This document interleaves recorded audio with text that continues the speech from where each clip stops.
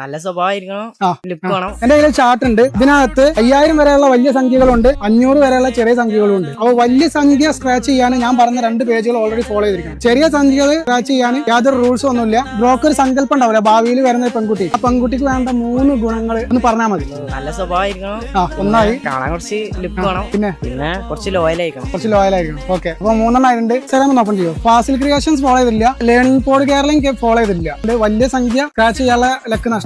അപ്പൊ ചെറുത് എന്തായാലും സ്ക്രാച്ച് ചെയ്യാം. ഓക്കെ അല്ലേ? ചെറുതിൽ ഇതാ ഒരുപാട് ആക്ടേഴ്സിന്റെ ഫോട്ടോ ഉണ്ട്. ഇതിൽ ഏത് ആക്ടർ ഫോട്ടോ ഉണ്ട്? ജയസൂര്യ ഉണ്ട്, ഫഹദ് ഫാസിൽ ഉണ്ട്. ഏതെങ്കിലും ഒന്ന് സെലക്ട് ചെയ്തോളൂ. ജയസൂര്യ മതി. ഒന്ന് ക്യാമറ കാണിച്ചു കൊടുക്കോ. അപ്പോ ബ്രോ സെലക്ട് ചെയ്തിട്ടുള്ളത് ജയസൂര്യനാണ്. ജയസൂര്യ ചതിക്കുവോ? ചതിക്കൂല. ഗസ് ചെയ്യാൻ പറ്റും എത്ര സംഖ്യ ആവും എന്നുള്ളത്? എത്ര കിട്ടിയിട്ടുള്ളത്? 608.